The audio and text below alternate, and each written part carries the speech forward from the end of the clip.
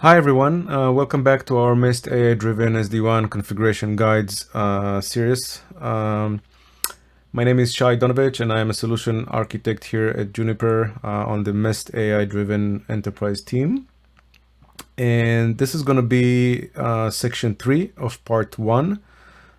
This is where I'll dive into the lab setup itself that I have created to showcase all the previous use cases that I've covered in section 2 and 1.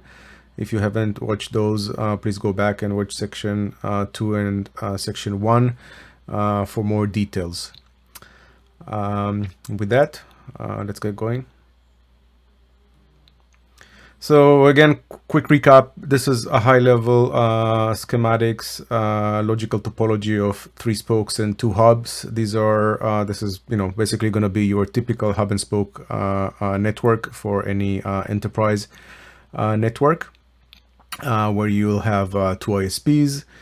You have underlay links that are connecting those spokes in each site as well as on the hub, and then an overlay network, which in the SRX case is created by using an IPsec tunnels in an auto VPN fashion. This is the slide that I've covered in section 2, which is basically showing then on each site, including hubs, I have up to 4 different segments or LAN prefixes, where I have 2 hosts on LAN 3 to emulate destination NAT and source NAT.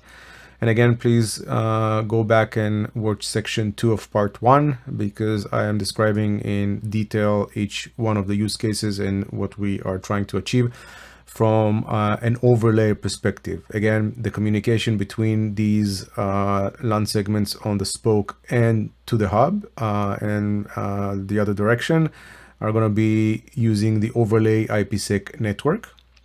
However, we also have a use case where we show an underlay access. So as an example, if you have a remote site here as we described, and this remote site would like to access hub A LAN 0 from the underlay, we'll have a use case where we show a destination NAT on the hub device for specific ports and specific destinations. So let's look at the lab topology that I have, the actual setup that I'll be using for all these NAT use cases. So I actually have a full topology with hub A and hub B, 2 hubs and 3 spokes, as I have described. Under the Mist solution, these hubs can be used as primary and secondary, or ECMP, or any other preferences of routing traffic or steering traffic from different LAN segments on the spokes to the hubs. And obviously there might be even data centers that are connected behind the hub, but this is, please watch the other segments under the configuration for failover scenarios and how these are going to be managed. And again, if we look at this common topology, we'll have each spoke in a full topology with 2 hubs. Each spoke creates 2 IPsec tunnels to each hub, using the first using 1.0 as and 1.1. So I have IPsec tunnels that are correlating to the different underlay links, 2 underlay links on each spoke. But again, for these videos, we are focusing on use cases around NAT, underlay and overlay. And I think it's going to be easier for us to just describe 1 hub instead of 2 hubs. So again, this is the simplified topology. The only difference here is that I'm going to be using 1 hub. And I also have this remote site. So if you look at this drawing, each site, first off, I'm using VSRXs as my devices, but any other SRX platform is supported as Mist One Edge SD-WAN devices.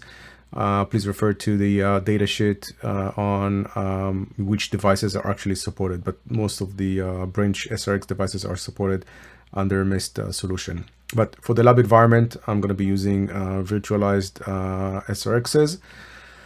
And each VSRX is connected using two physical links, 1.0 and 1.1. And these links are connected to two different routers. In your topology, it can be also a single router, but in this case, the only job for these ISP1 and ISP2 simple router is routing between these segments, the segments of the spokes and the hub. Outside connectivity is going to be done through this main firewall to the internet. So obviously each spoke or the LAN segments that would want to access local breakout on the spoke to the internet, they're going to be going through this main firewall. Also on this main firewall, I added this remote site that we have discussed because I would want to show use case where the remote site accessing a web server that is hosted here in Hub A in LAN 0. And in order for this host to access from the underlay network, it would go through this firewall, either through ISP1 or through ISP2, depending on failure scenarios, and it will be then routed towards hub A, 1.0 or 1.1, and destination added to LAN 0. You can watch a previous section in part 1 where I described this in more detail. So for this example then, each spoke, since it has two physical links, it would use two IPsec tunnels, or two IPsec tunnels will be created from each spoke to Hub A. And so Hub A will maintain up to 6 IPsec tunnels to each and every spoke. These are going to be set up obviously by Mist automation and using AutoVPN methodology.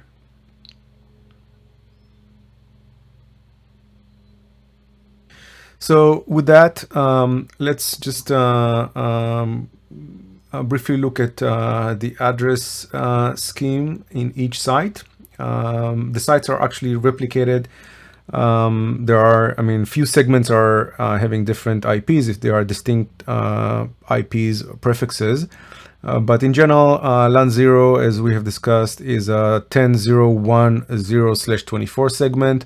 The third octet 1 stands for the site number. So site number 1 is 10.0.1.0. And, if you look at site number 2, LAN 0 is 10.0.2.0/24. Dot 1 is going to be the interface on this VM. This is a simple virtual machine host that will be sending traffic on this LAN segment. Obviously, in real deployments, there are going to be multiple hosts, either through a layer 2 switch that is not covered in this example. .254 is the interface here on the spoke towards the LAN side. You look at the LAN 1 segment. This is where I have overlapping IPs in each and every site. But again, 10.168.1 stands for LAN 1. And this is a /24 prefix as well, just for simplicity reasons. And 254 is the interface on the spoke. LAN 2, it has distinct IPs. They're going to be emulating static NAT, as I've covered in the previous section. And again, this is a /24. And LAN 3, I actually have two hosts that are connected through a layer 2 switch. And the reason I've chosen to go with two different hosts here, .1 and .2, is because we would want to use destination NAT, where traffic are going to be sent from the hub towards these two hosts. We're going to destination NAT this traffic on the spoke using different ports. But again, LAN 3 is an overlapping IPs in each and every site. So LAN 3 in site 1, host 1, host 2 is the same as IP as host 1 and host 2 in site 2, in site 3, and so on and so forth.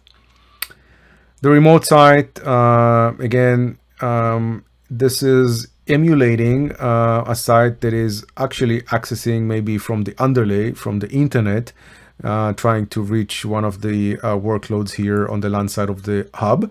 But again, since it's a lab environment, this is all inside internally within the lab. I'm not using outside actual public IPs to access this. So this remote site again is on 172.16.99 /24 prefix. .1 is this VM. 254 is on this firewall. But again, the traffic is routable to the underlay physical links of the hub 10 or 11. So with that, see you in the next section, which is going to be the first section of part 1, configuration, and we will start configuring missed sites, templates, onboarding the first hub and spoke, and looking at IPsec tunnels that are being built. And then we'll go, each use case one by one and configure the different networks and applications and so on. So see you in the next video. Thanks for watching.